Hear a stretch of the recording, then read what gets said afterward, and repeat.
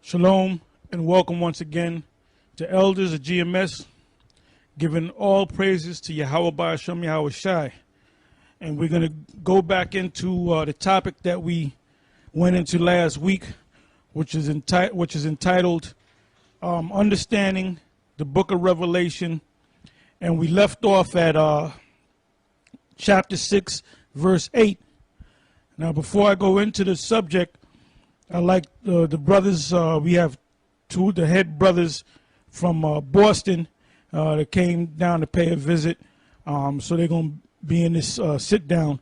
So I'm going to pass the mic to them and they can just introduce themselves, tell their name. Shalom. I'm Adama, head brother from Boston, GMS 1. Shalom. I'm Us. Okay. So y'all know who the brothers are now. Let's just get right into it. Let's start from the 8th verse. This is the book of Revelation, the 6th chapter and verse 8. And I looked, and behold, a pale horse, and his name that sat on him was Death, and hell followed with him, and power was given unto them over the fourth part of the earth, to kill with the sword, and with hunger, and with death, and with the beast of the earth. And when he had opened the fifth seal, I saw under the altar the souls of them that were slain for the word of the Most High. Let's go back to that verse again, the top. It says, Second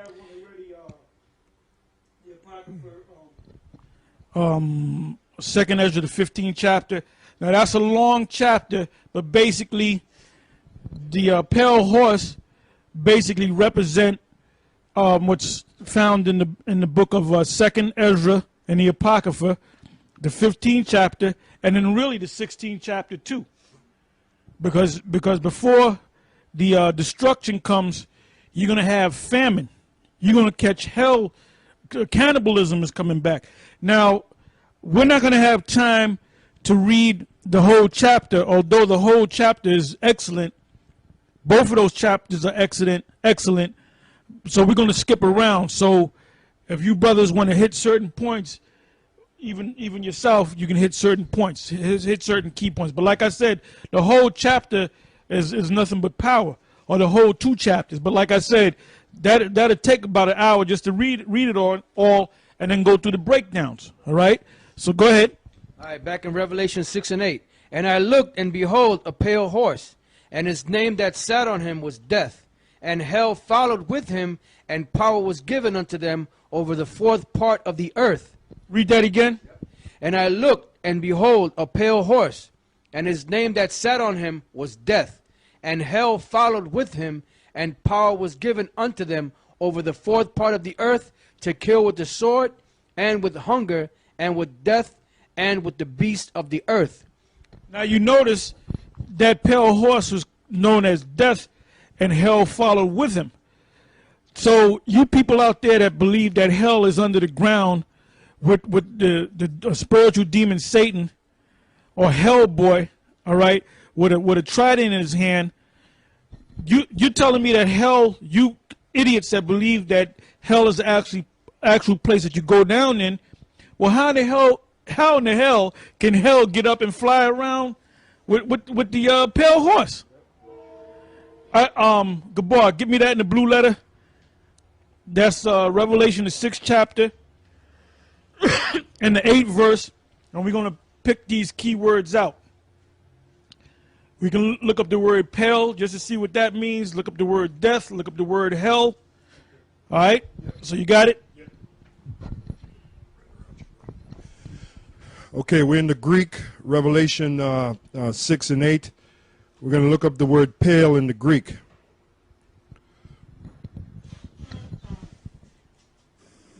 Strong's G 5515. Chloros. Chloros. Which means, well, they got their green, yellowish pale. Down here, green, the same thing. We're going to go to the next word. Oops.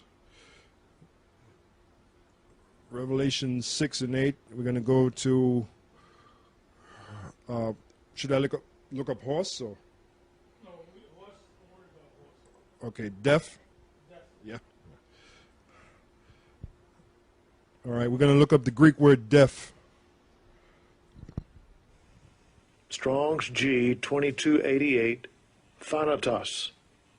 Thanatos.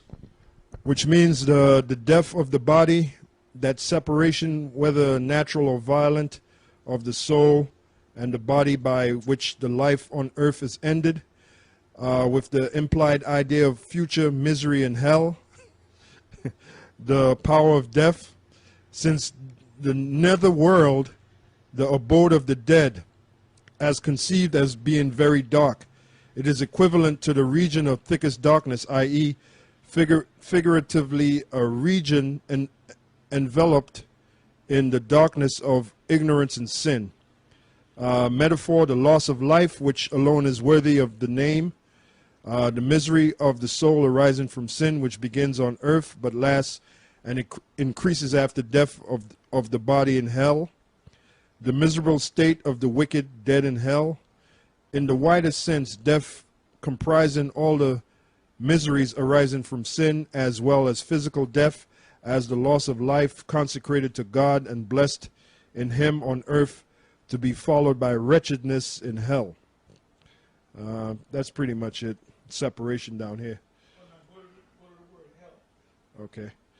Now we're going to go to the word hell in the Greek. The word there is Hades. It says, name Hades or Pluto, the god of the lower regions. Orcus, the nether world, the realm of the dead. Later use of this word, the grave, death, hell. Down here it's... Yeah, mention Pluto, which is the Roman equivalent of Hades. So now to understand Pluto or Plutos, that's where you get the word plutocracy, which are the rich, because they worship that demon Plutos. That's why they become rich. That's why the illuminated ones stay in power. You don't see the Rothschilds filing for bankruptcy, man. They in league with the spiritual demon Satan. And another name for Satan is Plutos, which the Romans taught their children that if you're bad, Plutos is going to get you. And that goes back to Greek mythology, which is Hades. Now, they came out with a movie, it was like 2 years ago. I forget the name of the movie. What was that movie? Clash of the Titans. And the first scene, there were a bunch of soldiers that were pulling down the statue of Zeus, which the Romans referred to Zeus as Jupiter. Now, when they pulled that statue down, Perseus, which was the son of Zeus, that's where you get that whole virgin birth thing from. This Roman Catholic nonsense about the virgin birth and all that, they got that from Greek mythology, because Zeus came in the form of a man, impregnated Perseus' mother. Perseus was born, and therefore Perseus was a god, because he was a son. They later found out he was the son of Zeus, because in the movie, or if you read the story of it, he had spiritual power. Because there was one scene where the guy gave him a sword to show him how to use a sword, and he already picked up the sword. What? But that's spiritual power. And then they said, this guy, he's a son of a god. Then they found out that he was the son of Zeus. So that never happened. That's Greek mythology.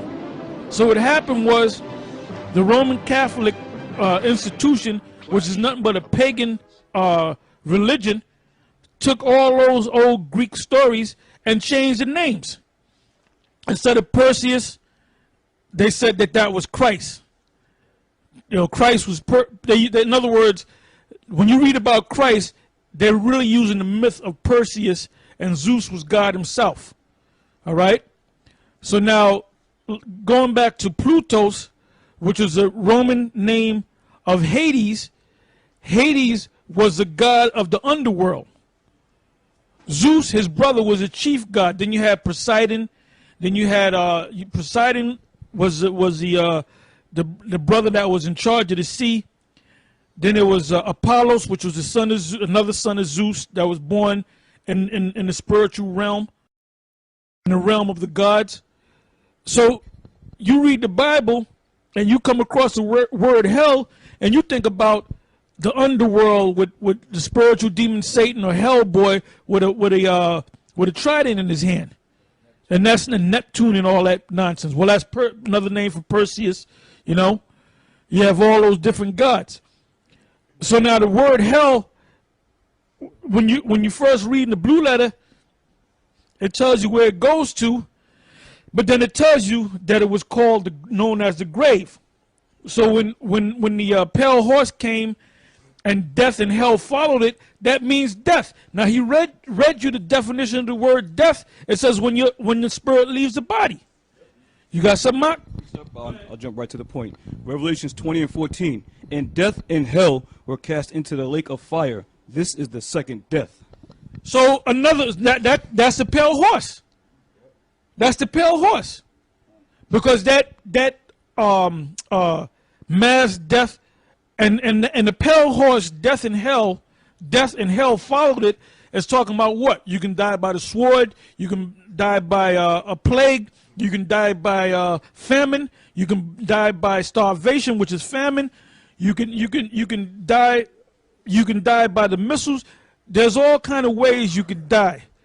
So let's go back to the 8th verse again. All right, this is back in Revelation, the 6th chapter, and verse 8 again, and it says, And I looked, and behold, a pale horse, and his name that sat on him was Death, and hell followed with him, and power was given unto them. That's why when you go to these jack-leg preachers, and you ask them the scriptures, ask them to break down the scriptures. Oh, by the way, remember that video that we put up about 2, maybe 3 years ago with, we call him Jay-Z, the Jehovah Witness guy? Well, I ran into him. Me and Johanna ran into him at an auto parts store, and he had a hat on, and he put his hat down low. He saw me when I came in. He had a trench coat, and when I was looking to see if it was him, right? And when I would look, you know how you looked at, he would go. Then I went on the other side, and he went. Then I kind of went like, I said, I didn't realize that was you. That's you, you know? I said, how you doing, man? I'm doing okay. He was, his legs are like spaghetti, man, all messed up, man. You know, now the reason why he was ducking me, because he's embarrassed about his legs. Because we used to argue, when I first came to the truth, that's when I met that clown. And we used to always argue the scriptures, right? And I would even go in his car, because I said, I ain't let you ain't coming in my house, but I'll go to your car. And we would go back and forth, and before I would leave him, I said, okay, I'm getting ready to leave you, but I'm going to leave you with this last cut. So I cut him, right? So I cut him with the scriptures, and I get out. He said, well, wait a minute, I'm going to have to leave you with a cut. So he called me something, leave me with a cut, and I would go like that, man, you know? Then we used to go back and forth through the years. Then one day I said, we're going right to his church. I found it was Kingdom Hall, man. But after that, that's when he got his leg messed up. At first, when he got his leg messed up, he even told me how he messed up his leg. He almost hit somebody. He hit the brakes real hard, and his leg kind of jammed on him. And through the years, his legs got worse and worse. So now, all this nonsense, he's talking about the love of Jehovah. When is Jehovah going to come down and heal your damn leg? You know? You got some? Go ahead. This is Isaiah 14 and 9. It says, Hell from beneath is moved for thee to meet thee at thy coming. It stirs up the dead for thee, even all the chief ones of the earth. It hath raised up from their thrones all the kings of the nations. I looked up the word hell in the blue letter, and it's the same word for grave, Sheol. Right, that's the Hebrew equivalent. So these people in the churches, they don't know what the hell they're talking about, man. Go ahead. This is 1 Timothy 1 and 4. Neither give heed to fables and endless genealogies, which minister questions rather than godly edifying, which is in faith so do. 1 Timothy 4 and 7. But refuse profane and old wives' fables, and exercise thyself rather unto godliness. Now back in Revelation 6 and 8. And I looked, and behold, the pale horse, and his name that sat on him was Death, and hell followed with him, and power was given unto them over the fourth part of the earth, to kill with sword, and with hunger, and with death, and with the beasts of the earth. And when he had opened the fourth part of the earth, is really talking about Esau. You Edomites are gonna get jacked up, All right? All right, go ahead. It says, and when he had opened the fifth seal, I saw under the altar the souls of them that were slain for the word of the Most High and for the testimony which they held. And they cried with a loud voice, saying, How long, O Lord, holy and true, dost thou not judge and avenge our blood on them that dwell on the earth? And white robes were given unto... I'm sorry, go back to that. All right, this is the 9th verse. It says, And when he had opened the fifth seal, I saw under the altar the souls of them that were slain for the word of the Most High and for the testimony which they held. And they cried with a loud voice, saying, How long, O Lord? Right. Those that were slain for the word is talking about the apostles. The first apostle that was slain for the word was James. Matter of fact, give me that James, what is that, James 12? I'm sorry, James. It's talking about James, Acts 12 and 4. Acts chapter 12 and verse... let me start at verse 1. I'm sorry, verse 1. Acts 12 and 1. Now about that time Herod the king stretched forth his hand to vex certain of the church. And he killed James, the brother of John, with the sword. And because he saw it please the Jews, he proceeded further to take... Now, now James was an Israelite, a Jew. And when Herod the Edomite, talking about Esau can make it, well, Esau, the soul that sat on the seat ruling the Israelites, put James to death, which was one of the apostles. And when he had them put to death by the sword, the Jews was happy about that, man. So you dudes out there that's trying to save all Israel, we're not here to save all Israel. All we're concerned about is the elect. We're not concerned about 2/3 because we already know that the 2/3 are not going to make it. We can give a flying F about the 2/3 of Israel. We look at you just like you a daggone Edomite, man. Go ahead. It says, and because he saw that it pleased the Jews, he proceeded further to take Peter also. Then were the days... So this scum rat, Herod, the king, he said, look, let me go get Peter. Let me get the head apostle. And then he wanted to go down and get, he wanted to kill all of them. He was looking to kill. That's what's in Esau's heart. So all this crap that you half-ass Israelites bring up about concerning Deuteronomy, the 23rd chapter and the 7th verse, first of all, it's not talking about Esau. And there's going to be a time where the Most High, is going to start opening up on you Jakes and you Edomites. And you know what I'm going to do? I'm going to sit back and I'm going to laugh. All right? Go ahead. Right. It says, and when he had, then were the days of unleavened bread. And when he had apprehended him, he put him in prison and delivered him to the 4 quaternions of soldiers to keep him, intending after Easter to bring him forth to the... And by the word there for Easter is Pasach, Passover. They wasn't celebrating. The Jews wasn't celebrating no damn Easter. That's a pagan holiday. Go ahead. It says, Peter therefore was kept in prison, but prayer was made without ceasing to the church unto the Most High of the church unto the Most High for him. So was Herod the Edomite trying to get this gospel? Because the apostles, right? Those were the men of the Lord. Was he trying to gain the gospel? That was his salvation right there, right? Well, it ain't his spirit. It is not in his spirit to receive salvation. And he knows that. All right, is there more to that? All right, now let's go back to where we left off. All right, Revelation chapter 6, verse 9. And when he had opened the 5th seal, I saw under the altar the souls of them that were slain for the word of the Most High and for the testimony which they held. And they cried with a loud voice, saying, How long, O Lord, holy and true, dost thou not judge and avenge our blood on them that dwell on the earth? Now, I believe that's in Revelation, the 14th chapter, and the 15th verse, they that die in the Lord.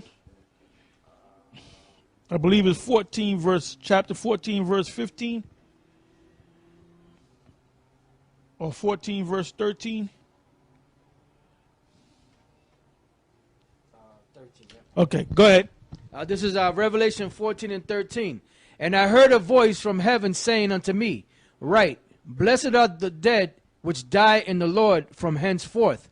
Yea, saith the Spirit, that they may rest from their labors, and their works do follow them. That they may, give me Isaiah 57 and 1, that they may rest from their labors. What are their labors? Is it working on a boat? Working out there in the field? It's not talking about that. The works, the labors is talking about the doing the work of the Most High. Preaching His word, pushing His word out, prophesying. It said, them that died in the Lord, from henceforth, their works do follow them. So Abba died in the Lord. Yaquab died in the Lord. Marsha died in the Lord. And many others died in the Lord. Now let's go from there. Or like I said, Isaiah 57 and 1, and then jump to Revelation, the 20th chapter, and around about the 4th verse. Isaiah chapter 57 and 1. The righteous perisheth, and no man layeth it to heart. And merciful men are taken away, none considering that the righteous is taken away from the evil to come. He shall enter into peace, they shall rest in their beds, each one walking in his uprightness. And you don't even have to explain that. What I say, yeah, Revelation, the 20th chapter, and start with verses at. What does it say in the 3rd verse? Yeah, start from the 3rd verse. Revelation 20 verse 3. And cast him into the bottomless pit, and shut him up, excuse me, and set a seal upon him, that he should deceive the nations no more. To the This is talking about that great red dragon, or that old serpent, which is the devil and Satan. And what did he basically do? Did he blow fire on people? He deceived them. Matter of fact, go to the blue letter and look up the word deceived in that chapter. That's chapter 20, Revelation chapter 20, verse what? Verse 3. Let's see what the word deceive means.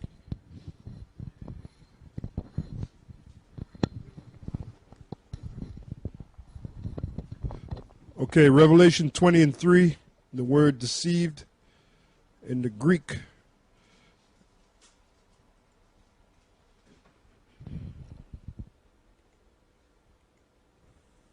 Strong's G 4105, planao. Planao. Which means to cause to astray, to lead astray, lead aside from the right way, to go astray, wander, roam about. Metaphor, to lead away from the truth, to lead into error, to deceive, to be led into error, to be led aside from the path of virtue, to go astray, sin, to sever or fall away from the truth, of heretics, to be led away in error and in sin. And down here it says to cause to stray, to lead astray, to lead aside from the right way. You're going to have to read that again. Okay, the Greek. Strong's G 4105, planao. Planao.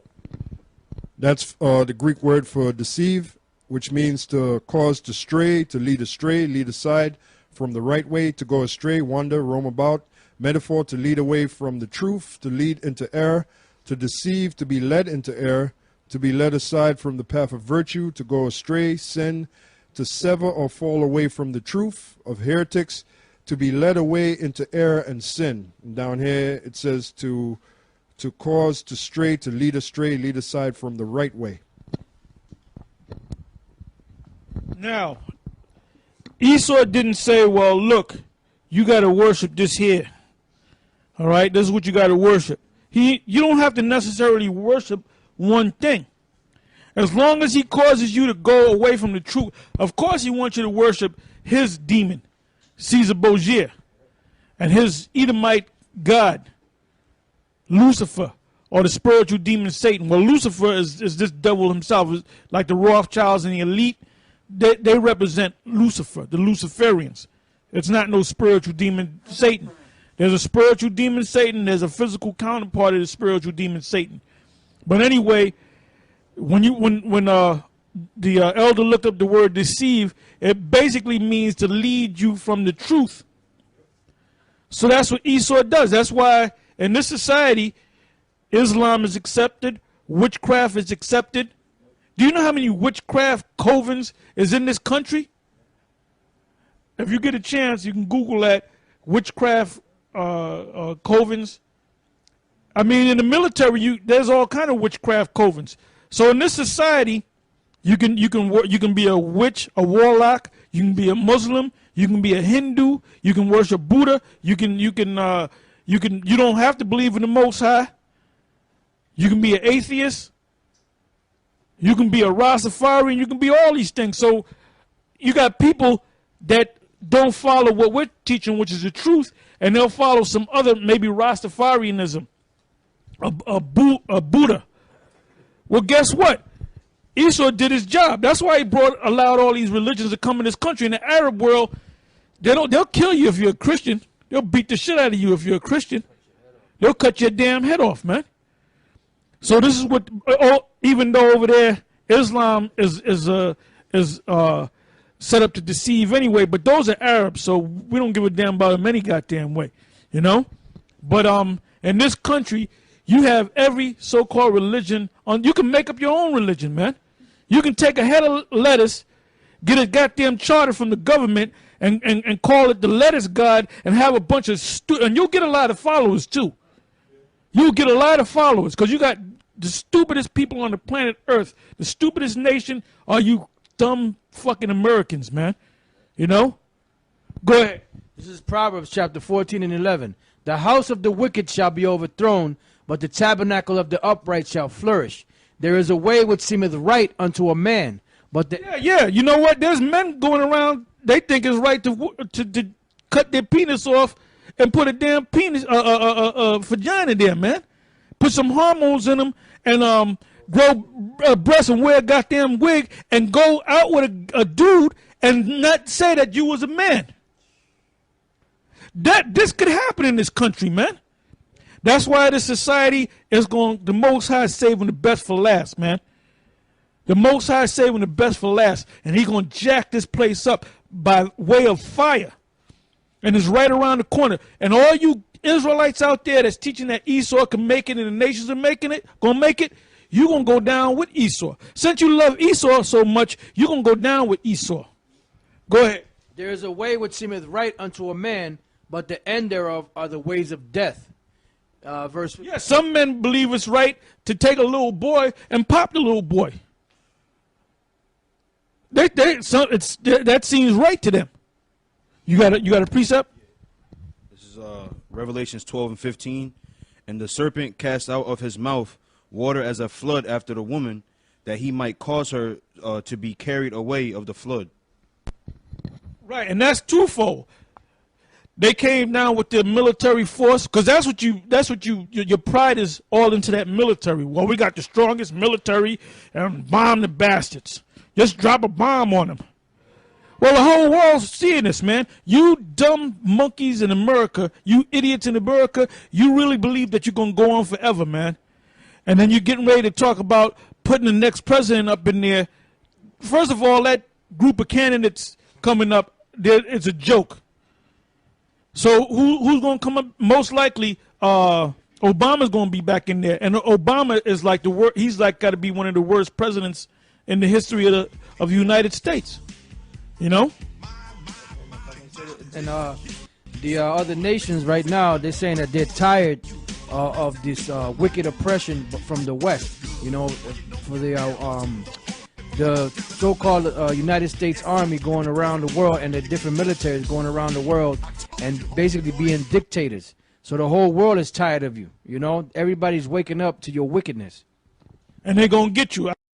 I want you to get me a precept.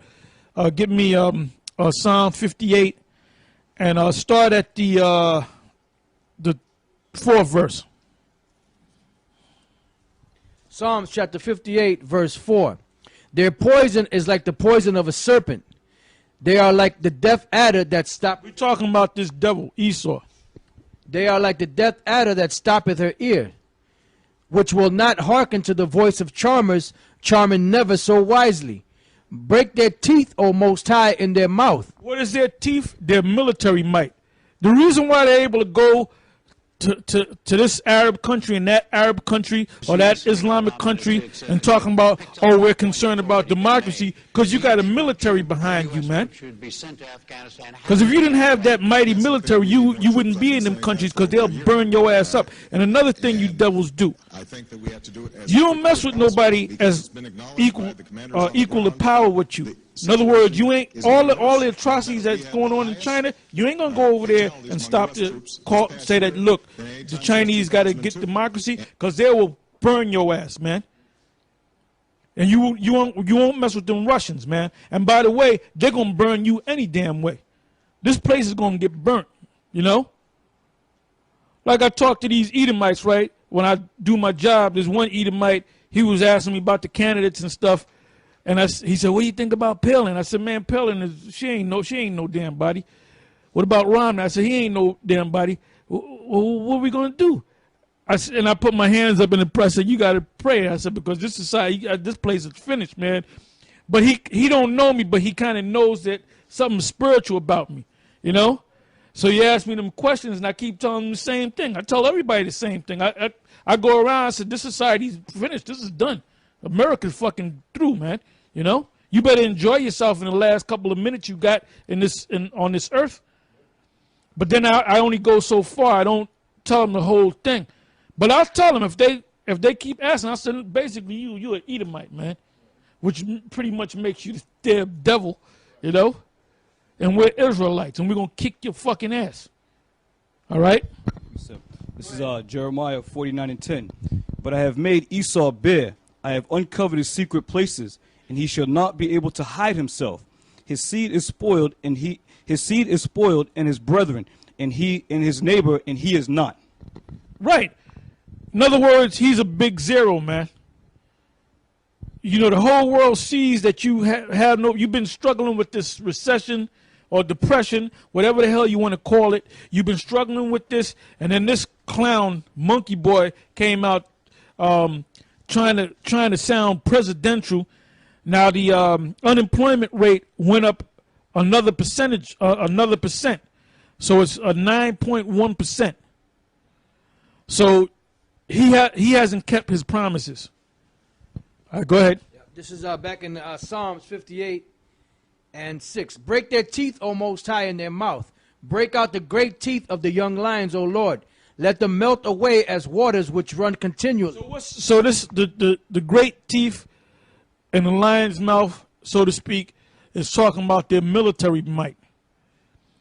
It says that they're going to melt away. What's going to make them melt away? The radiation from those ICBM missiles. Go ahead. It says, when he bendeth his bow to shoot his arrows. When he sets that brings forth a missile, ICBM missile from the silo. The silo is the bow, which is your launching pod or whatever you want to call it, which is in the ground. And the arrow is the actual missile.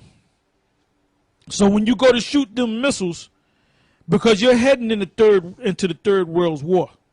Go ahead.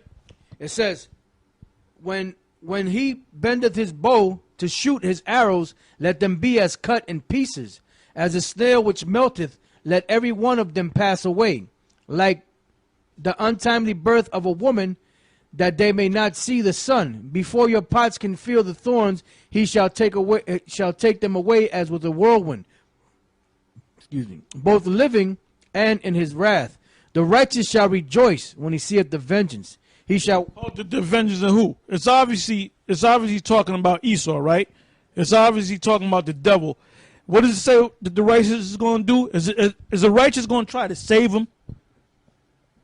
Go ahead. The righteous shall rejoice when he. The righteous shall rejoice. Look up the word rejoice.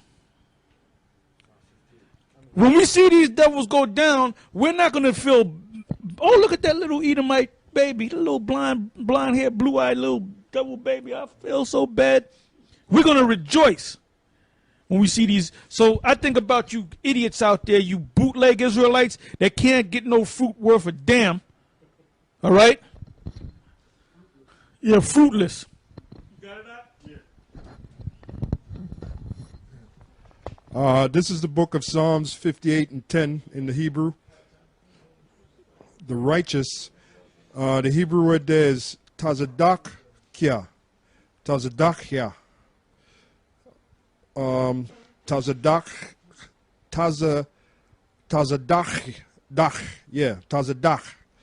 which means just, lawful, righteous, just, righteous in government, just. That's the word for rejoice? Yeah. That's, well, hold on, I want to make sure. Rejoice. Righteous and rejoice. Rejoice, the Hebrew word there is shamach, which means to rejoice, be glad, to rejoice arrogantly, exalt. To rejoice arrogantly, exalt. They got a typo here. To rejoice religiously, to cause to rejoice, gladden, make glad, to cause to rejoice, gladden, make glad. Down here, to rejoice, be glad, to be that of a joyful and cheerful countenance. That's pretty much it. Basically, now we got to go back to Isaiah 14. Somebody read it earlier. The nations are going to rejoice too. Everybody's going to be happy. When you devils get destroyed, everybody's happy days are here again. You know? All right, go ahead. Somewhere I left off. Right here, read that point with the nations, what was that? Okay, I got it. Read that again. Okay. This is Isaiah 14 and 9. It says, hell from beneath is moved for thee to meet thee at thy coming. It stirred up the dead for thee, even all the chief ones of the earth. It hath raised up from their thrones all the kings of the nations. All they shall speak and say unto thee, art thou also become weak as we? Art thou become like unto us? Thy pomp is brought down to the grave, and the noise of thy vials, the worm is spread under thee, and the worms cover thee. How art thou fallen from heaven, O Lucifer, son of the morning?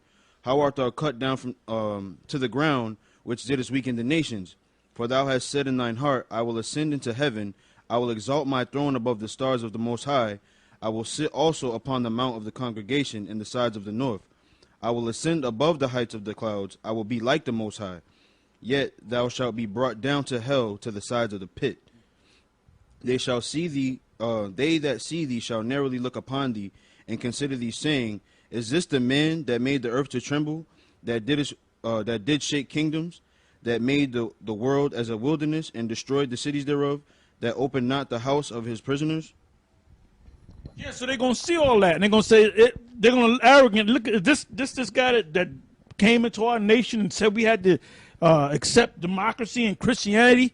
Is this that damn that dropped, you know, they're going to be looking, we're going to be kicking you in the ass every freaking day.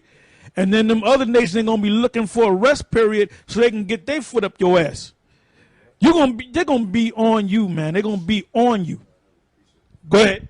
This is Habakkuk 2 and 6. Shall not all these take up? Yep. Okay. Habakkuk 2 and 6. It says, shall not all these take up a parable against him, and a taunting proverb against him, and say, woe to him that increaseth that which is not his? How long? And to him that ladeth himself with thick clay? Shall they not rise up suddenly that shall bite thee, and awake that shall vex thee, and thou shalt be for booties unto them? That whole script, we can read that whole chapter. We can read that whole, matter of fact, continue to read. Verse 8, because thou hast spoiled many nations, all the remnant of the people shall spoil thee, because of men's blood, and for the violence of the land of the city. That's talking about all the nations. It's talking about all the nations. It's talking about Israel, number one, but the rest of the nations. They're going to be looking, because we're going to treat these nations fairly, man. We're going to treat them fairly. We're going to be over them, but we're going to treat them fairly. They're not going to be on our level. They're not going to be sitting on thrones. We're the only ones that's going to be sitting on thrones. And all Israel is going to be sitting on thrones. The 1/3 and the other 2/3. We're all going to be sitting on thrones. And they're going to be underneath us. But they're going to be looking to put a foot in Esau's ass right along when we got our foot Esau's ass sideways. Go ahead. Because thou hast spoiled many nations, all the remnant of the people shall spoil thee, because of men's blood, and for the violence of the land, of the city, and of all that dwell therein. Woe to him that coveteth an evil covetousness to his house. And who does that fit on the planet Earth? Esau. That's why you've been down there in Iraq for the last more than 10 years, really about 20 years. All right, you're in Pakistan, and them people hate you over there. The people of Iraq hate you. You've been in Afghanistan. Afghanistan, that's the longest war or conflict that you've been in. That broke the record that you set back when you was in the Vietnam conflict. And the monkey boy made a statement that he promised that he was going to bring the troops back from Afghanistan in July of 2011. But we're in the month of June. Let's see what's going to happen in July. And the Congress is mad at him now because he went against the War Powers Act, where if you go into a nation and are sovereign and you strike that sovereign, you bring war against that sovereign, and within 60 days you got to go before Congress, and they have to prove whether you can stay in there or not. And he said he was only going to be there for days, a couple of days, maybe a week. And now they're getting ready to bring in ground troops. So, like I said, all the nations see this, man. All the nations see this. So now, instead of them waiting for you to come to their land, they're going to start coming at you. All right? Go ahead, I'll continue reading. This is Habakkuk 2:9. It says, Woe to him that coveteth an evil covetousness to his house, that he may set his nest on high, that he may be delivered from the power of evil. Thou hast consulted shame to thy house by cutting off many people, and hast sinned against thy soul.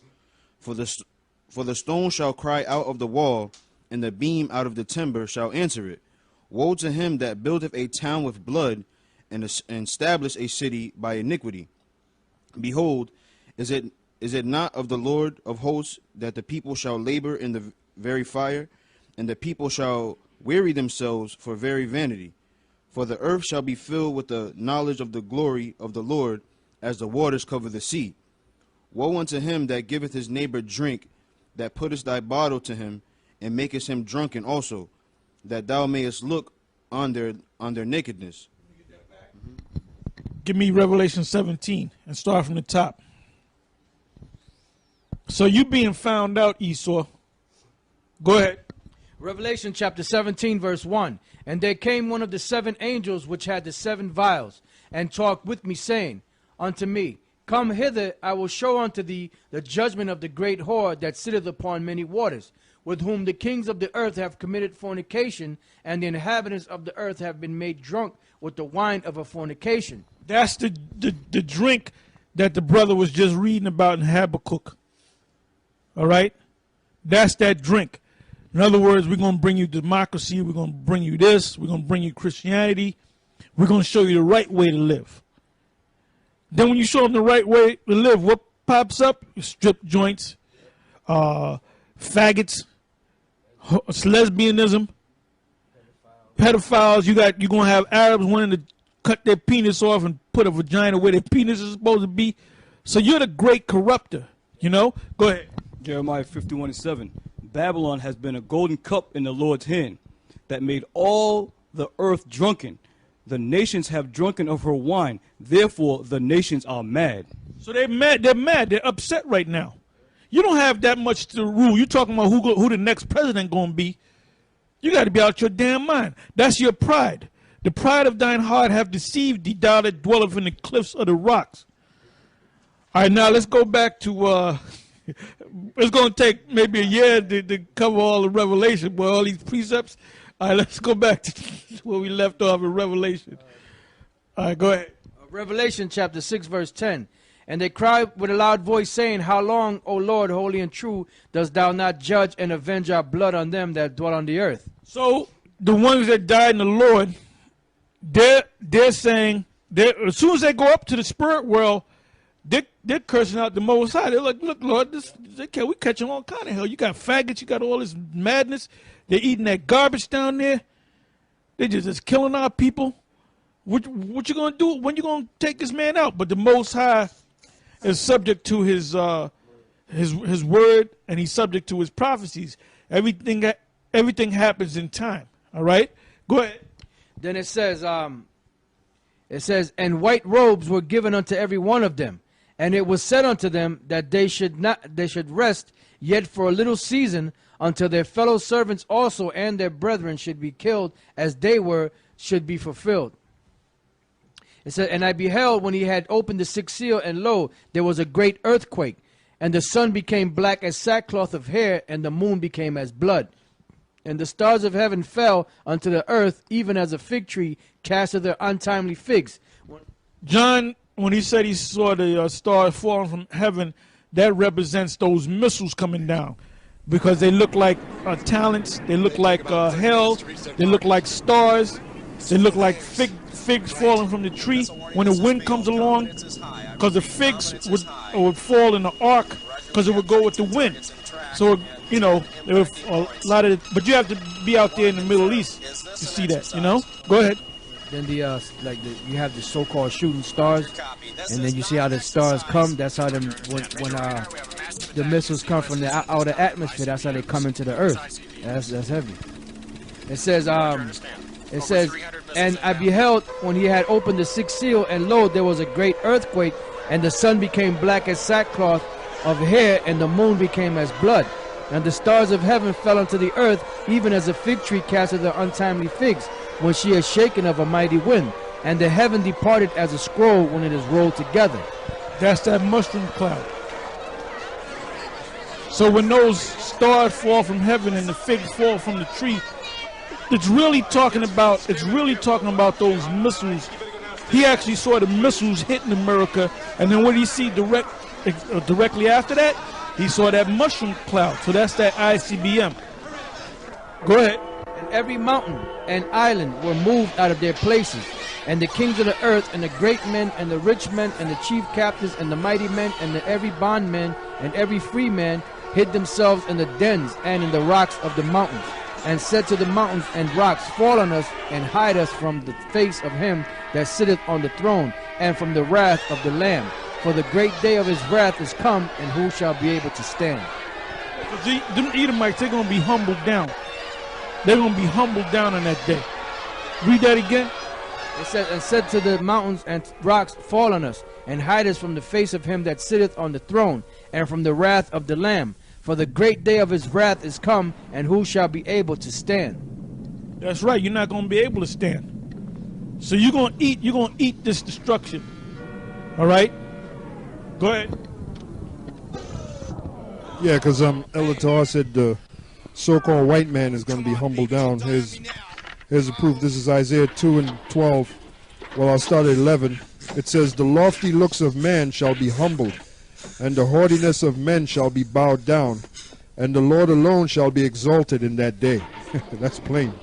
For the day of the Lord of hosts shall be upon every one that is proud and lofty, and every one that is lifted up, and he shall be brought low. Give me Revelation, the 19th chapter, and start from the 10th verse. Revelation chapter 19, verse 10. And I fell at his feet to worship him, and he said unto me, See thou do it not. I am a fellow servant and of thy brethren that have the testimony of Yahushai.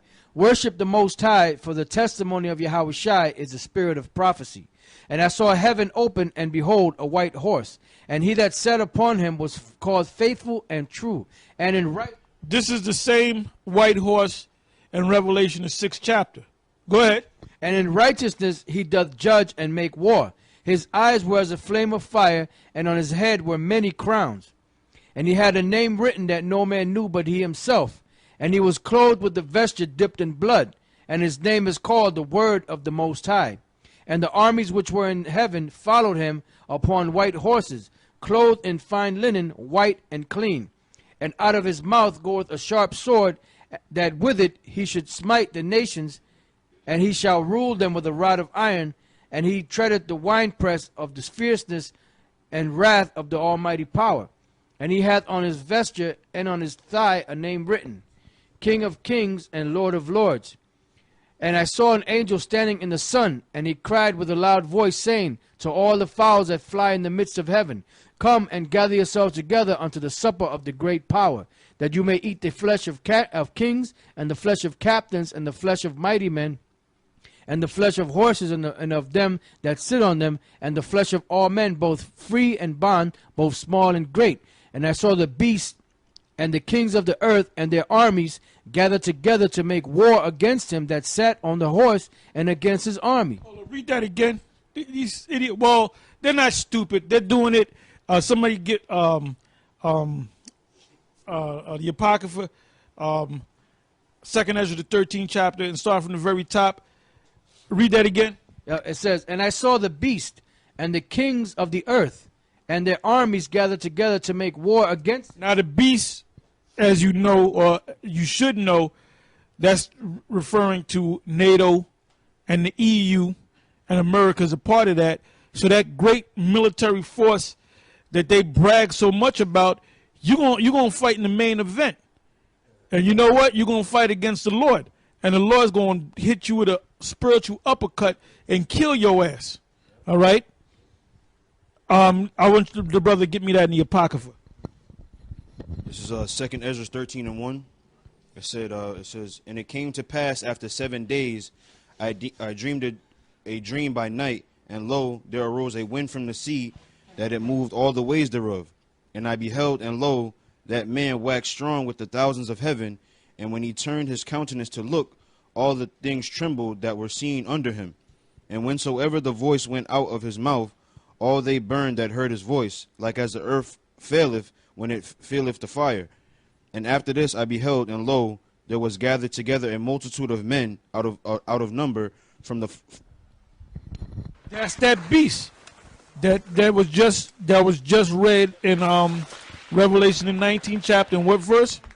Read that again. It says, Revelation 19:19, and I saw the beast and the kings of the earth and their armies gathered together to make war against him that sat on a horse and against his army. Now, in the Apocrypha, it says men. Let's read that again. This is 2nd Ezra 13:5. And after this I beheld, and lo, there was gathered together a multitude of men out of number from the four winds of the heaven to subdue the man that came out of the sea. But I beheld, and lo, he had graved himself a great mountain and flew upon it. But I would have seen the region or place whereout the hill was graven, and I could not. And after this I beheld, and lo, all they which were gathered together to subdue him were sore afraid, and yet durst fight.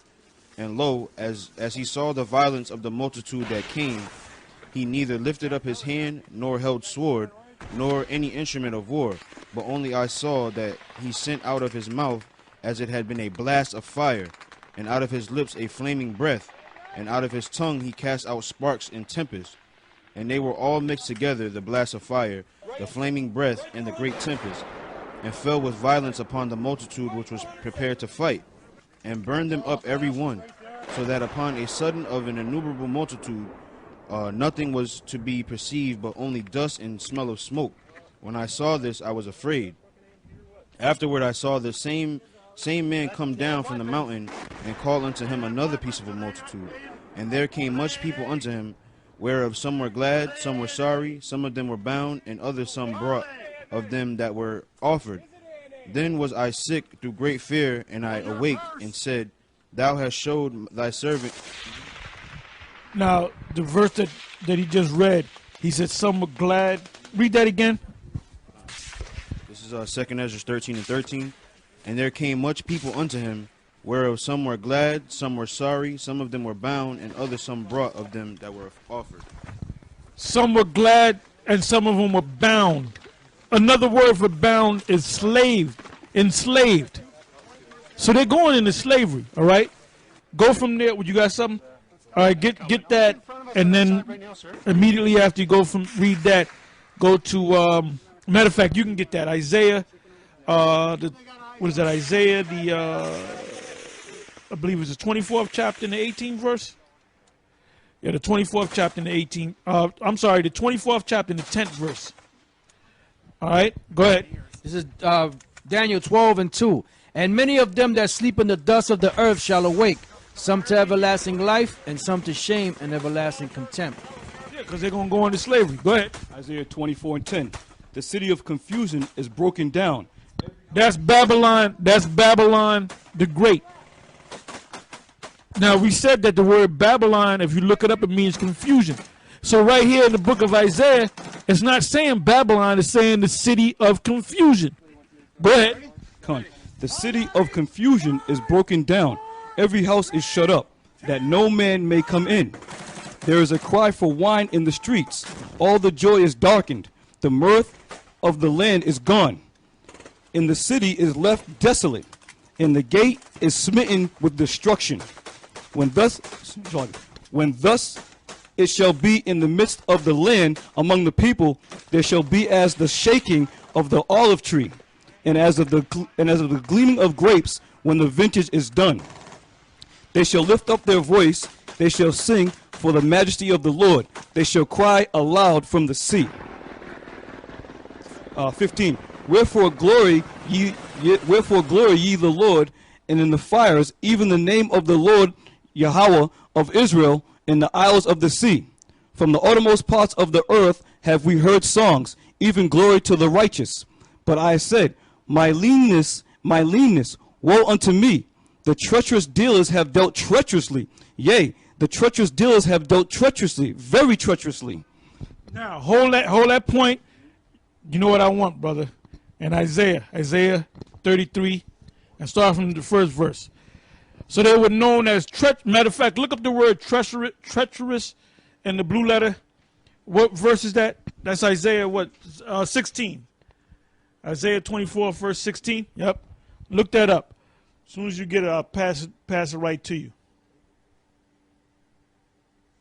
Because, hey, we in that time, folks. we at the time. These are the scriptures that you're supposed to be reading, man. You know? We at that time. We at the door. It's right there. Yeah, Isaiah 24:16 in the Hebrew, the word there is bagad, which means to act treacherously, deceitfully, deal treacherously, to act or deal treacherously, faithlessly, deceitfully, offend. Down here, to act covertly, fraudulently. Yeah, right. Perfidiously. To apply to covering, hiding, applied to fraud and perfidy. Everything you do is a damn fraud. Talking about you going to the Middle East so you can, because you're concerned about the women in the Middle East, that the little girls can't go to school. So we're going to send in our military, and we're going to spend, a couple of $1 billion a week because we're concerned about the little Arab girls that they can't go to fucking school. Man, you over there to get their resources, man. And then most of you dumb monkey Americans, you believe anything these politicians say. All you got to do is put a suit on, go on damn TV, you know. Oh, you know what I found out? Barack Obama, the reason why that idiot became president, because there's a term, and I want you to Google this term. It's called the cult of personality. Google that word. And when you read the definition of the cult of personality, you can look it up in Wikipedia or Merriam's dictionary or whatever. Basically, when you read it, you're going to think about Barack Obama. Okay? Because how did he come up into prominence? First of all, back in 2003, nobody knew about who the hell is Barack Obama. All of a sudden, within a few short years, this president, this black demon, became president of the United States. But nobody knew him. Nobody knew his ass. Who the hell is this guy? Barry Soetoro. Who the hell is he? Go ahead, is that the Wikipedia? Yeah, Wikipedia. Yeah, this is Wikipedia definition, the cult of personality. It says, a cult of personality arises when an individual uses mass media, propaganda, and other methods to create an idealized and heroic public image, often through unquestioning flattery and praise. Cults of personality are... Yep. Yeah, I'll read that again. It says, a cult of personality arises when an individual, Barack Obama, uses mass media, propaganda, and other methods to create an idealized and heroic public image, often through unquestioning flattery and praise. Cults of personality are usually associated with dictatorships. The sociologist Max Weber developed a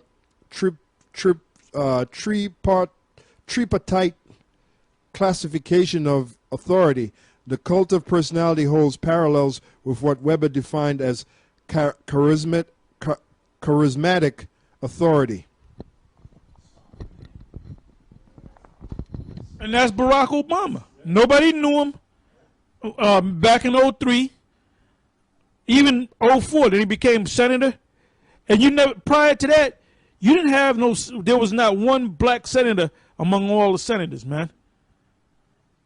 He came out of nowhere. He became the senator. He ran for to be president. Then all of a sudden he became president, and he's gonna probably become president again. And he hasn't did anything. He hasn't fulfilled one promise. All he does is give you them stupid ass speeches, man, and run out of a fucking plane. You know how he comes off the plane? He looked like Han and Enter the Dragon. Remember, you know, they had the tournament, Han would come down and... That's exactly this. He probably watched Han over and over again, man. He running down, I'm doing the presidential run. And then you people go fucking mad over this asshole, man. That's why you deserve, that's why you Americans, you Babylonians, you deserve to be destroyed, man. You spiritual Babylonians. Go ahead. Psalms chapter 10, verse 7. His mouth is full of cursing and deceit and fraud. Under his tongue is mischief and vanity. Okay, now where do we leave off? We in so much. Revelation 19 and 19. All right, go ahead. Revelation 19:19. And I saw the beast and the kings of the earth and their armies gathered together to make war against him and that sat on the horse and against his army. And the beast was taken, and with him the false prophet that wrought miracles before him, with which he deceived them that had received the mark of the beast, and them that worship his image. And that whole thing about deceiving the people, now they got a new deception, you know. And part of Esau deceiving you is making certain Israelites sell out, namely General Yohana, a.k.a. the Groovy Guru. All right? Hey, man, y'all got, when y'all get a chance, put in YouTube and put in Groovy Guru, man, and it'll come up, get the old Get Smart episodes. And you can see that whole episode, the Groovy Guru. I think it's part 1 to part 3. 1 of 3, 2 of 3, and 3 of 3. It's a half-an-hour show. And basically, when you see the Groovy Guru, that's General Yohana. And then you got this other demon, Comfy, you know, but he's outside the picture, man. He didn't do the job, so they pushed him out. They pushed him out the way. Oh, and by the way, Yohana Bar runs into Fat Joe all the damn time. He saw him last week, and Yohana Bar was cursing his ass out. He said, "Where's your bed out?" He said, "Where's Ariel?" Oh, I don't talk about that right now. Because Yohana Bar's stepson is a brother to Fat Joe. So he has to bring his younger brother from wherever, take him to his mother's house and all that. So Yohana Bar always runs into this guy. Maybe every like 6 months. So Yohana Bar is civil with him, but he's cutting him at the same time. He's asking, how's Ariel, how's this, where's your bed at? You know, this, that, and the other. You know? And then the guy's always uneasy when he goes around Yohana Bar. You know? Go ahead. It says... he had a look on his face like, you know, he didn't want to say too much because that thing had fallen apart. Go ahead. With which he deceived them that had received the mark of the beast and them that worshipped his image. These both were cast alive into a lake of fire burning with brimstone. And the remnant was slain with the sword of him that sat upon the horse, which sword proceeded out of his mouth, and all the fowls were filled with their flesh. Now let's go back to where we left off. We finished the whole book of Revelation, or the whole chapter of Revelation 6. Now we're going to go to Revelation 11. All right, go ahead. Revelation chapter 11, verse 1. And there was given me a reed like unto a rod. No, I'm sorry, Revelation 7. Revelation 7 and 1.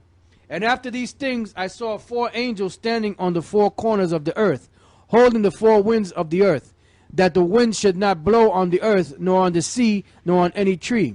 And I saw another angel ascending from the east, having the seal of the living power, and he cried with a loud voice to the 4 angels to whom it was given to hurt the earth and the sea, saying, hurt not the earth, neither the sea, nor the trees, till we have sealed the servants of our power in their foreheads. So that's happening as we speak. They're being sealed. Go ahead.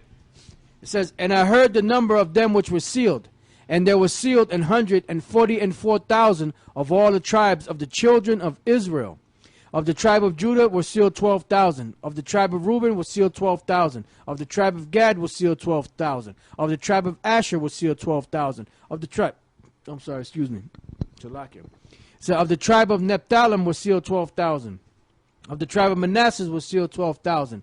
Of the tribe of Simeon was sealed 12,000. Of the tribe of Levi was sealed 12,000. Of the tribe of Issachar was sealed 12,000. Of the tribe of Zebulun was sealed 12,000. Of the tribe of Joseph was sealed 12,000. Which represent the tribe of Ephraim. Go ahead. Of the tribe of Benjamin was sealed 12,000. After this I beheld, and lo, a great multitude which no man could number, of all nations and kindreds and people and tongues, stood before the throne and before the Lamb, clothed with white robes and palms in their hands, and cried with a loud voice, saying, salvation to our power which sitteth upon the throne and unto the Lamb.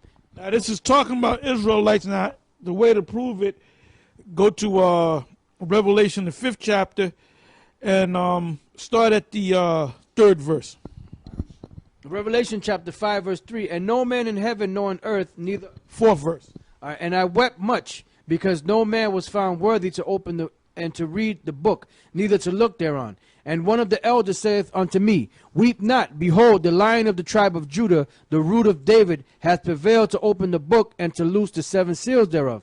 And I beheld, and lo, in the midst of the throne and of the 4 beasts, and in the midst of the elders, stood a lamb as it had been slain, having 7. Which is another name, for another term for likeness for Yahushua, because he became the sacrificial lamb. That's how we know that Isaac is Yahushua. Go ahead.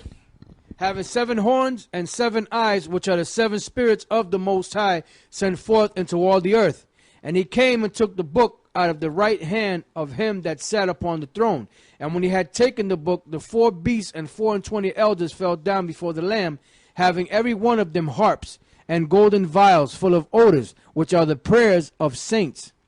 And they sung a new song, saying, thou art worthy to take the book and to open the seals thereof, for thou wast slain, and hast redeemed us to the Most High by thy blood out of every kindred and tongue and people and nation, and hast made us unto our power kings and priests, and we shall reign on the earth.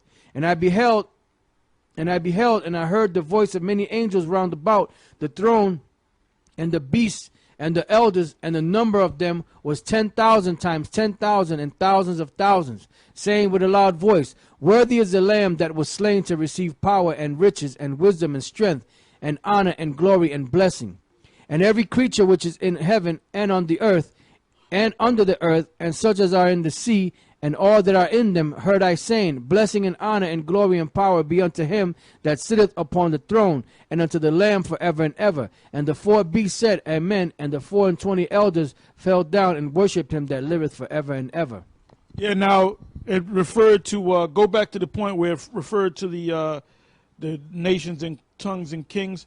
That goes hand in hand, and it referred to them as being saints.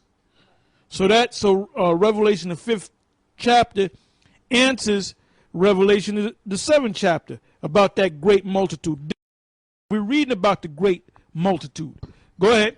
It says, and they sung a new song, saying, Thou art worthy to take the book and to open the seals thereof. For thou wast slain and has redeemed us to the Most High by thy blood, out of every kindred and tongue and people and nations. So did the Lord, wait a minute, did the Lord come and save everybody? No, the Lord didn't come to save everybody. The Lord only came to save a certain select, which is of the nation of Israel. When the Lord came on the scene, and what's that, Matthew the 10th chapter, the 5th and the 6th verse, he told the disciples to go and teach the nation of Israel. Now you might pop up with your stupid self and say, well, what about Cornelius? Well, Cornelius is an Israelite. All right? That's been well established. Okay? You got something? Yes. I just asked Elder to Gabal to blue letter that word kindred. If you could read that for me, brother. Yeah, the word there in the Greek. Strong's G 5443. Foulé. Foulé. That's for the word kindred. It says a tribe. In the NT or New Testament, all the persons descendant from one of the 12 sons of the patriarch Jacob. Then number 2, a nation, people. But in number 1, it says, in the New Testament, all the persons descendant from one of the 12 sons of the patriarch Jacob. And down here it says pretty much the same thing. All the persons descendant from one of the 12 sons of the patriarch Jacob. That's it, brother. That's it. And with that blue letter, man, we use that as a weapon, man. That's man, there's so much. Hey, you know what? This elder right here, he always send me stuff out the blue letter. He'll take us. Oh wow. Then I'll find something. Like if you reading through the scriptures, you go to the blue letter, and you get all kind of. But like I said, the blue letter goes off sometimes, so you got to know when it goes off and when it's on point. All right. Now, the brother just read the word kindred, right? It said foulé. Now, when you read about Cornelius, when Peter told him it's not lawful for you to go to one of another nation, the word nation in the Hebrew is gawayim, but that word nation doesn't appear in the Greek text. The word that's there is alufule. Now, alos means other. Foulé is a tribe, one of the 12 tribes. So he belonged to another tribe. Because by that time it was well established that Judah, Benjamin, and Levi, they didn't accept any of the other tribes into this thing because they said they were already casted out. You know? That's it. That's it. That's it. Go ahead. Yeah. This is John 10:16. It says, and other sheep I have which are not of this fold, them also I must bring, and they shall hear my voice, and there shall be one fold and one shepherd. Right, because like the brother said, he was from another tribe, and the Lord said here that there were other tribes that he had to wake up and rise up. Yeah, because the nation was split into two. That's why when you read in the book of Ezekiel, the Lord said that He's gonna take the one stick and write all the tribes on them, bring them all together, and make them one nation again, because they were two nations. So the Lord had to break the enmity and bring them all together as one. You're getting it hot off the presses, man. At the studio. that spirit. But like I was telling the brother, one of the leaders from Adama from Boston, I was kind of whispering to him. I said, it's always like that. I said, sometimes we don't even have a topic. Sometimes we can't think. Oh, like when we go on the road, the GMS in transit. A lot of times we come on, y'all gotta give me a topic. We ain't got a topic. Then all of a sudden, one scripture come up, and all of a sudden the flood of scriptures come up. And today we're gonna have 2 sessions of of the GMS in transit. And we ain't gonna stop. We ain't gonna stop. We're gonna push this. This is what we're here for, to push this word, man. Go ahead. Revelations 7 and 9. After this I beheld, and lo, a great multitude, which no man could number, of all nations and kindreds and people and tongues, stood before the throne. And so we know that that's talking about Israelites. The answer to that is in Revelation the 5th chapter. Go ahead. And before the Lamb, clothed with white robes and palms in their hands, and cried with a loud voice, saying, salvation to our power, which sitteth upon the throne, and unto the Lamb. And all the angels stood round about the throne, and about the elders, and the four beasts, and fell before the throne on their faces, and worshipped the Most High, saying, Amen. Blessing and glory and wisdom and thanksgiving and honor and power and might be unto our power forever and ever. Amen. And one of the elders answered, saying unto me, What are these which are arrayed in white robes? And whence came they? And I said unto him, Sir, thou knowest. And he said to me, These are they which came out of great tribulation, and have washed their robes, and made them white in the blood of the Lamb. Therefore are they before... Esau can't make their robes white in the blood of the Lamb, because the Lamb didn't shed his blood for you Edomites, or you Ishmaelites, or you Ammonites, or you Hamites, or any of you damn ites. Go ahead. Hey, well, the Lord said when he comes back, he's going to wash his feet in the blood of Esau. You know, he's going to slay Esau. Yeah, you ain't going to wash your garments. He going to wash... You gonna be that blood. You gonna be that blood that he just like you stomp grapes. You gonna be the grapes, and the Lord's gonna be the what do you call it? The stomper, the grape smasher. Go ahead. It says, Therefore are they before the throne of the Most High, and serve him day and night in the temple, and he that sitteth on the throne shall dwell among them. They shall hunger no more, neither thirst any more, neither shall the sun light on them, nor any heat. For the Lamb which is in the midst of the... In other words, like Mo said, King Marshall said years ago, look, when we get in the wilderness, when this man go down, then we really going to have to do work. We're going to have to do some work. We're going to have to roll up. Man, I was like, Mo, we ain't going to be doing no work, man. We're going to be kicking. We're going to be telling people what to do. We're going to be barking out orders, man. And the only work we're going to do is using our legs in an upward fashion, man, and using that rod of iron and bashing their damn head in, man. You know, just like that Bugs Bunny. When I was a kid, I saw that where he had this guy bow down to the king, and Bugs Bunny was the king, and Bugs Bunny kept smacking this Edomite in the head, man. He said, "Arise, sir, loin of beef. Arise, sir, milk of magnesia. Arise!" And then after the last bang that he got hit in the head with, he said, "Thank you, Your Highness. You are too kind." And that's what you devils gonna do. When we kick your ass, you gonna say, "Thank you, sir, may I have another?" All right? Because you know when you go to the fucking court and the judge brings a sentence against your ass, what do most of you niggas say? "Thank you, Your Honor." And he done gave you 3 months. Or he done fine you $1,000, you gonna say thank you. So in our kingdom, when we fucking put our foot in your ass sideways and twist that shit and bash your head in, you know what your response is gonna be? Thank you. Thank you, my Lord. Sawada Adawanya. Go ahead. For the Lamb which is in the midst of... I'm be doing all kind of stuff. I'll be sticking that rod up your, you know what, man. You know? I'm gonna be twirling you with that bad boy, man. I'm gonna take your babies. I'm gonna take your damn babies. I'm gonna play soccer with them, with your damn babies, with your infants, man. Play baseball, man. You know? I'm gonna do all kind of stuff, man. I'm gonna get medieval on you, damn devils, man. Go ahead.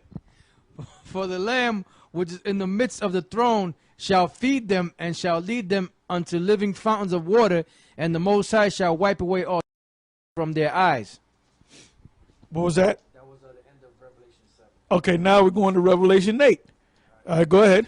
This is Revelation chapter 8, verse 1. And when he had opened the seventh seal, there was silence in heaven about the space of half an hour. That means the actual half an hour. In other words, John was getting all these revelations of the end of this man's system, and he was looking up, waiting for the next revealing, and he didn't see nothing. So he's looking around, what's going on? Like the movie stopped for a while.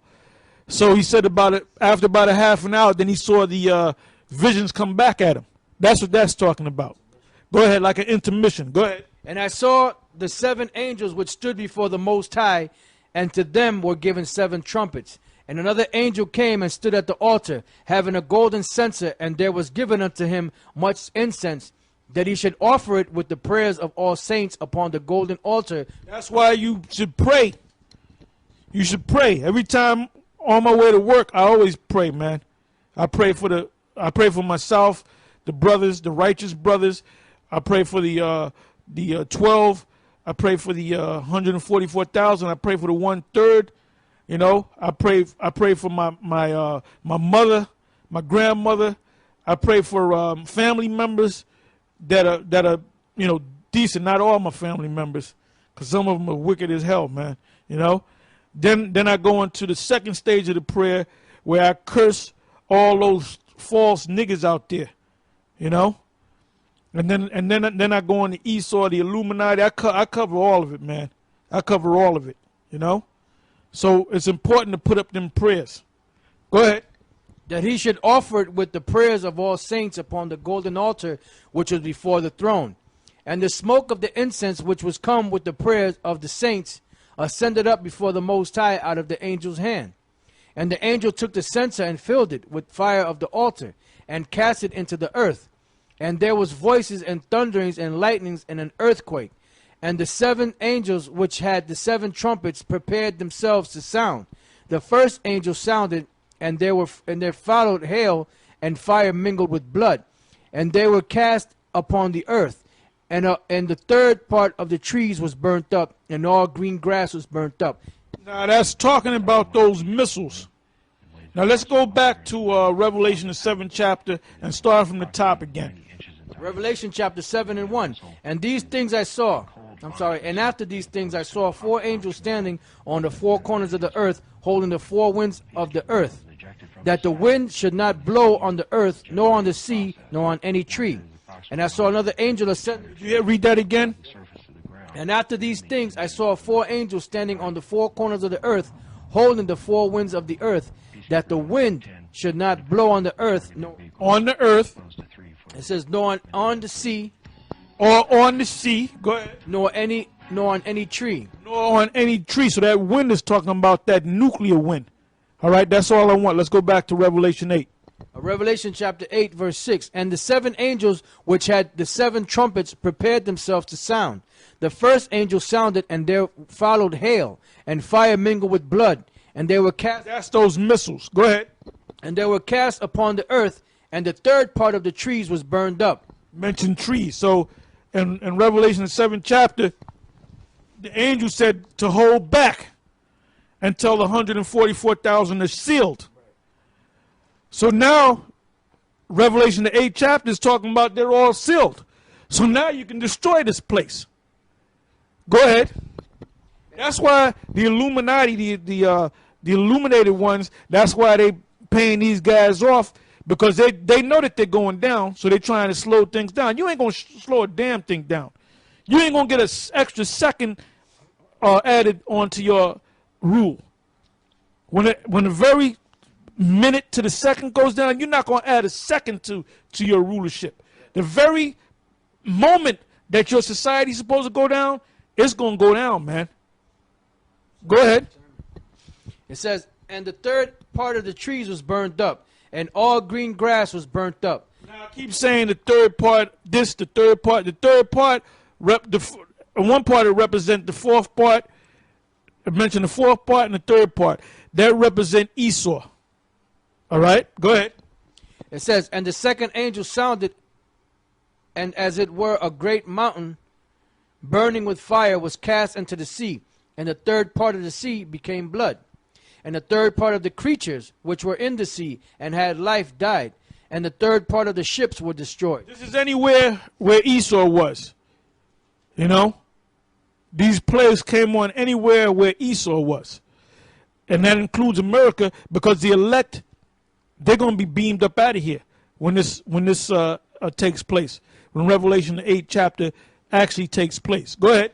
And the third angel sounded, and there fell a great star from heaven, burning as it were a lamp, and it fell upon the third part of the rivers, and upon the fountains of waters. And the name of the star is called Wormwood. And the third part of the waters became wormwood, and many men died of the waters because they were made bitter. Now, blue letter. Look up wormwood, and then look up bitter. Verse 11. Revelation chapter 8, verse 11.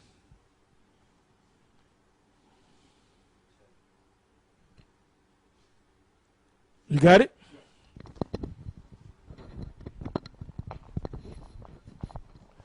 Yeah. Wormwood in the Greek.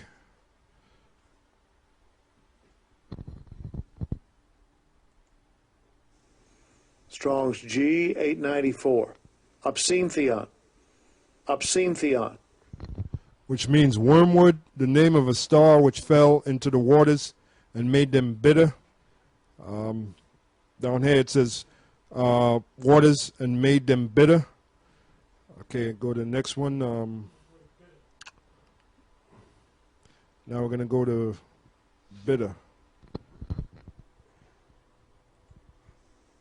Strong's G 4087.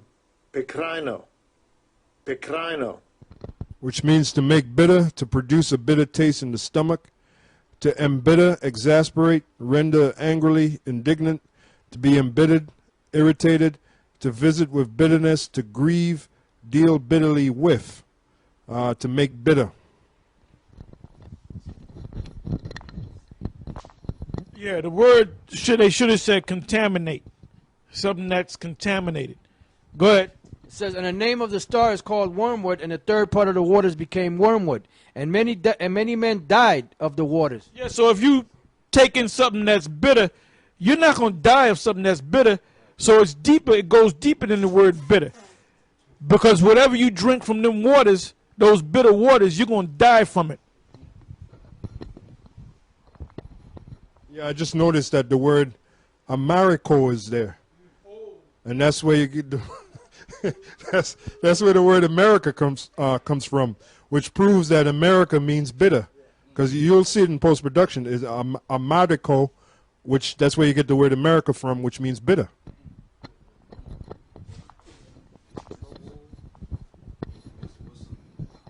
Yeah. Well, you got it. That's why you got to dig. You got to work for it, man. Go ahead. Because they were made bitter. And the fourth angel sounded, and the third part of the sun was smitten, and the third part of the moon, and the third part of the stars, so as the third part of them was darkened, and the day shone not for a third part of it, and the night likewise. And I beheld and heard an angel flying through the midst of heaven, saying with a loud voice, Woe, woe, woe to the inhabitants of the earth, by reason of the other voices of the trumpet of the three angels which are yet to sound. Yeah, because the three last angels that are yet to sound, that's total destruction. Then that goes hand in hand with World War III. Now we're going to go to the 9th chapter. Go ahead. Revelation chapter 9 and 1. And the fifth angel sounded, and I saw a star fall from heaven unto the earth. And to him was given the key of the bottomless pit. And he opened the bottomless pit, and there arose a smoke out of the pit, as the smoke of a great furnace. And the sun and the air were darkened by reason of the smoke of the pit. And there came out of the smoke locusts upon the earth. And unto them was given power, as the scorpions of the earth have power. Now, we're not going to go deep into that, but if you want, you can go to Magus Mullis Archives on YouTube. And you can also go to Daily Motion. I think that's under Great Millstone 2. Right, Great Millstone 2. And you can see it because the videos that's on Great Millstone 2 on Daily Motion are also being put up on Magus Mullis Archives on YouTube. And I believe the first series is the series that goes into Revelation, the 9th chapter. An in-depth focus on Revelation, the 9th chapter, and it'll go into it. So we're not going to go really deep into it, but if you know what, it's a whole series just dedicated to one chapter. And that was a bad series, you know. And I remember you said something on it. You were speaking and you said something on it. Now the reason why that happened was because, and another thing, we get topics from all types of situations. Somebody could ask, you know, what does this mean? You go into a topic. Somebody could say, well, the elders broke that down wrong, so it makes us get into it, you know? That's right. That's right. But to see, that proves that we're men of the Lord, because we're watching for everything, man. All right, go ahead. It says, and there came out of the smoke locusts upon the earth, and unto them was given power, and the scorpions of the earth have power, as the scorpions of the earth have power.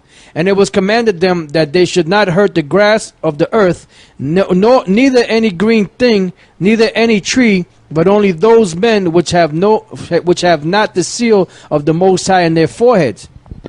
Now, what do locusts eat? They eat trees. They eat the leaves from the trees, the greenery, all right? So we know it's not talking about locusts. Go ahead.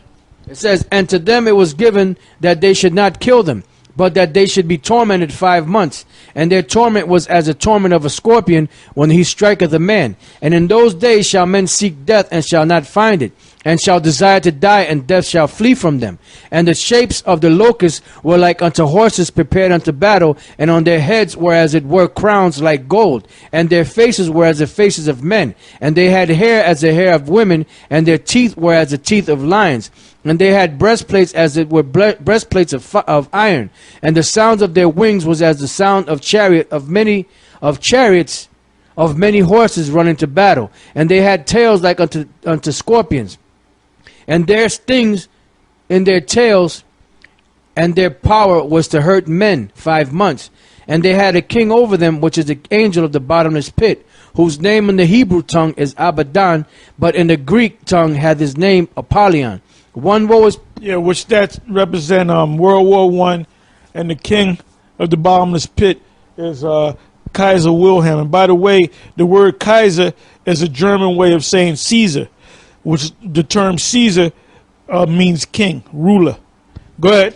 One woe is past, and behold, there come two woes more hereafter. And the sixth angel... World War I took place. The two woes hereafter is World War II, which that took place, and in World War III, the third woe was getting ready to come. Go ahead. It says, and the sixth angel sounded, and I heard a voice from the four horns of the golden altar, which is before the Most High, saying to the sixth angel which had the trumpet, loose the 4 angels which are bound in the great river Euphrates. And the 4 angels were loosed, which were prepared for an hour, and a day, and a month, and a year, for to slay the third part of men. The third part of men represent Esau, the beast, the EU, and America. Go ahead. And the number of the army of the horsemen were 200,000, and I heard the number of them. And that represents the missiles. Go ahead. And thus I saw the horses in division, and them that sat on them, having breastplates of fire and of jacinth and brimstone, and the heads of the horses were as the heads of lions, and out of their mouths issued fire and smoke and brimstone. By these was the third part of men killed, by the fire and by the smoke. Esau, namely the beast, which is NATO, the EU, and the United States. Go ahead. By the fire and by the smoke and by the brimstone which issued out of their mouths. For their power is in their mouth and in their tails. For their tails were like unto serpents, and had heads, and with them they do hurt. The warheads. Go ahead. And the rest of the men which were not killed by these plagues, yet repented not of the works of their hands, that they should not worship devils and idols of gold and silver and brass. So even after the missiles drop and destroy this place, you're gonna have people still worshiping their idols. So what we're gonna do? We're gonna build an army, and we're gonna go around the world, and we're gonna enslave everybody around the world. And them Edomites are the left, the stragglers among them Edomites. And we're going to put the whole world under our thumb. Go ahead. And stone and of wood, which neither can see, nor hear, nor walk. Neither repented they of their murders, nor of their sorceries, nor of their fornication, nor of their thefts. And that was the end of chapter 9 of the book of Revelation. And next week, we're going to chapter 10, and we'll go do as many chapters as we can do. So I see this is going to take about another couple of weeks. So with that, I'm going to say shalom.